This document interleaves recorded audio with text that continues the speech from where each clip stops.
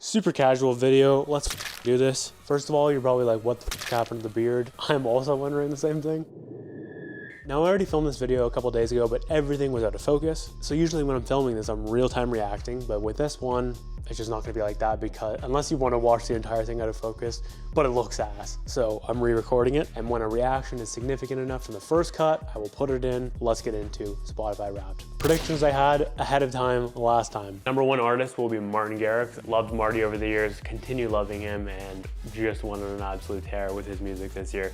Second, jazz makes the top 5 genres. Third prediction, house gets back in the rankings. Besides that, it's who knows. Your 2024 Wrapped is here. What ruled your listening this year? Fuck, I need headphones. I'm like second guessing myself. Do I have it? Focus. Hi Josh Moxie. It's that time of year again. Wrapped, ready. Are you? Apparently yes, because this time my camera is in focus. You listened for 45,747 minutes this year. That puts you in the top 6% of listeners worldwide. Your biggest listening day was September 25th with 519 minutes. Where do you find the time? 2 answers to that. #1, shout out 519. If you know, you know. #2, where do I find the time? Almost all the music I listen to is in the background. Whether it's peaceful piano, soundtracks, coffee shop like jazz, the music I listen to is almost always in the background while I'm doing something. Don't know if that's necessarily the right or wrong thing. Feels like a right thing from a productivity standpoint, not necessarily from a presence standpoint, but it is, that is just the way it is. You played 2,967 songs this year and one song again and again and again. Fine Day Anthem by Skrillex, Boys Noise, and Opus 3. Fine Day Anthem? Wow. You were in the top 0.005% of listeners globally. 0.005%. You streamed it 60 times starting on January 27th. But 60 times is actually low compared to like years past, so I'm surprised. That goes to show how different songs I'm listening to instead of just going in on the exact same ones over and over again. Though I did intentionally loop this a bunch. I gotta just say, this is so much better when I have fresh reactions. I'm definitely gonna have to be cutting in the reactions. But it is a great choice. This is also a special track because it's what kind of kickstarted the love of the house that came throughout the rest of the year. You know, house is popping in EDM right now. And, you know, I've listened to some house here and there kind of thing, but nothing crazy. But it was this year where I finally fell in love with house, built up a significant playlist, and finds its way in my ears quite constantly. Total banger though, and I love to see Skrillex up on my top 5 because he is so OG, you know, such a massive pioneer, such an incredible creative, and you know, I've been sticking with him throughout all these years in different genres kind of thing, but so he's really found a lot of love for me from the OG dubstep stuff and then the newest house especially. But things in between there for sure. Your top songs. Look at that. That's a good top 5. All right, so we'll just go one by one on these. Of course, I already talked about Fine Day Anthem. #2, Sever. I'm very surprised that Sever made it instead of Quasakal, or whatever the fuck that song is called. Are you fucking kidding me? Because this is part of an EP, Deadmau5's new EP. I feel like he hasn't released music in a minute now, but that was a banger EP, which I played on loop many times. I'm surprised that Sever came out on top because I thought that Quasakal, or however you say it, would be there. That is my favorite Deadmau5 song on the year. Sever is damn good though, I will say, but I would have liked to see Quasakal instead. Now, Spaceships, Area 21, absolute throwback, part of the OG Martin Garrix staples within his sets kind of thing, back when it was just an anonymous project. Martin Garrix is one of the 2 people within Area 21, and back in the day, only the hardcore fans knew that, but an absolute classic. The 2016 set is so near and dear to my heart from Ultra, and then of course seeing him for the first time in 2016 and hearing this play, I knew all the words already, even though it was an ID. I just love shit like that. Everything You Have Done by Medusa and Genesee? Maybe? I don't know how to say the names, I just like their music. Great song though, definitely shedding my whole, like, I can't listen to songs if they have a lot of sounds in them because, man, this is extremely mainstream at this point.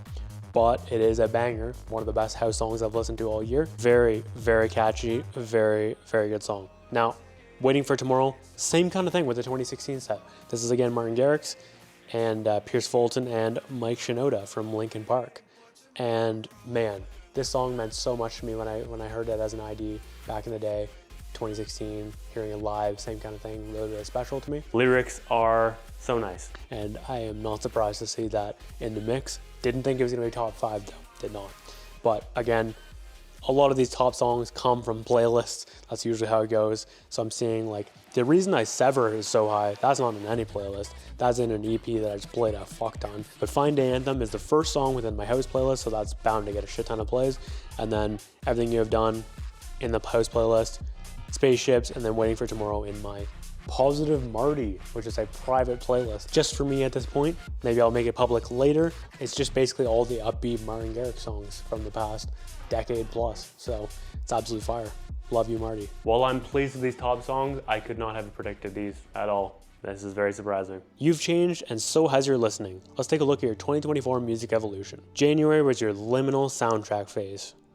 You were really into artists like James Newton Howard, This goes way too fucking fast for me, man. You were really into artists like James Newton Howard, C418, and Hans Zimmer. Around then, it was James Newton Howard for Hunger Games. Absolutely went on a binge of those movies near the end of last year, beginning of this year kind of thing. And afterwards, I just absolutely rinsed these soundtracks. So good. And then I collected my best ones and then just made a separate playlist of that and just played that over and over again as well. And then added those, especially into the hero's journey. My most iconic playlist as far as I'm concerned. But James Newton Howard is the composer behind those soundtracks, to be clear. C418, this is the guy behind Minecraft. All of the amazing sounds we've heard over the years within Minecraft. The nostalgia goes crazy. I used to love Minecraft. I still like Minecraft. It is a very, very good game. Near and dear to my heart, definitely. You know, I keep coming back to Minecraft music over the years, here and there. But this year I decided to go and take every soundtrack that was ever created for Minecraft and then make a calm version. So delete all the random sounds and then just leave the sounds that sound like you're deep in a cave at 3 a.m. and how calming and relaxing that is. So I think I called it like Relaxing Minecraft or something like that. I'll throw it up on screen. And then of course Hans Zimmer, who is, you know, absolutely the GOAT of soundtracks. On the first recording, I was a little bit confused. I'm like, what on earth did Hans Zimmer release this year for me to play this much? What did these two do this year? Then again, he just is in the playlist that much, so it is possible because he just makes so many incredible tracks that I listen to so frequently. But specifically this year, why I was listening to him was Dune 2. Released earlier this year with an absolute gem of a soundtrack. A little bit more dark this time, but it was a really, really good soundtrack and it had some of the gems like Kiss the Ring, A Time of Quiet Between the Storms. There was just a bunch of great tracks within the album. Trusted Hans Zimmer to absolutely blow it out of the park as per usual. He is the GOAT for a reason. All right, let's head to July, see what's going on here, like I haven't already seen it. July was your academic early electronica EDM season. You were all about artists like Martin Garrix, Skrillex, and Deadmau5. That sounds about right. No surprises there. I mean, I was not surprised before, and I'm still not surprised now. Oh, I promise I'm gonna check if it's in focus next year. October was your alien noise rhythm moment. Alien noise rhythm moment? What the fuck? If you know, you know.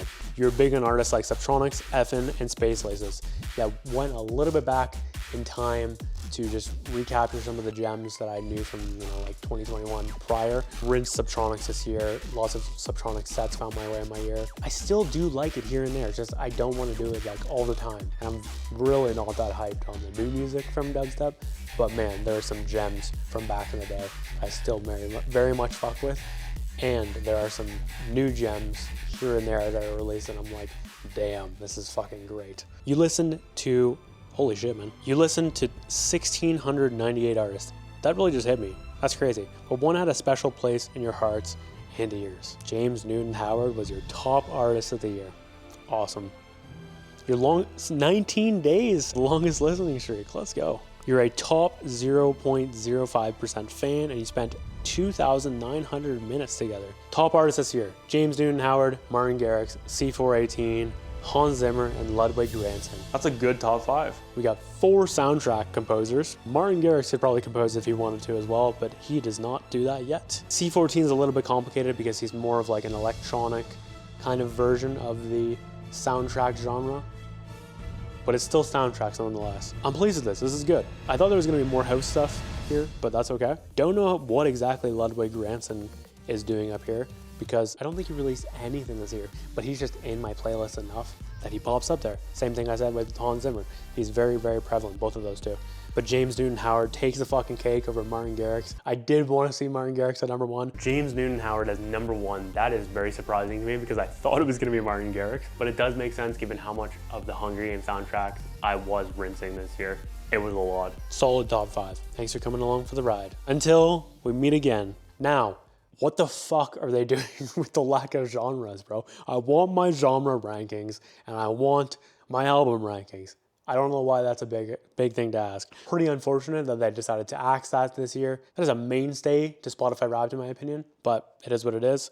We move on. However, I do have Last FM and Spotify stats, so if I cooked something up, I'm gonna throw it in now. Ew.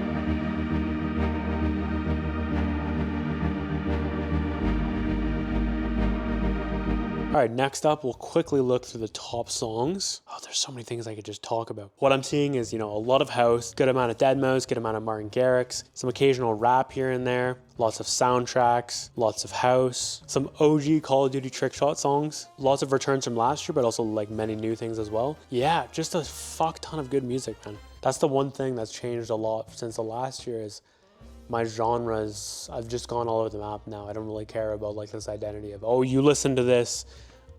It's been dramatically reducing over the years, but now I'm just kind of, I listen to what I want to listen to. I listen to rock, I listen to rap, I listen to fucking Martin Garrix, Minecraft, soundtracks, jazz, I listen to house, I listen to dubstep, I listen to drum and bass. Like, it just goes all over the map. I listen to oldies, I listen to Frank Sinatra, it just is so diverse these days, it's wild. So very much enjoying this newfound appreciation for all music instead of just staying in one specific genre or a couple of genres kind of thing. I'm just all over the map now. I like it like this. Thank you so much for watching and listening. Apologies that I had to like reshoot this, but I think it still actually came out pretty good for it not being like a live reaction kind of thing. Let me know if anything was surprising or piqued your interest out of my musical taste. And as always, I'll catch you in the next one.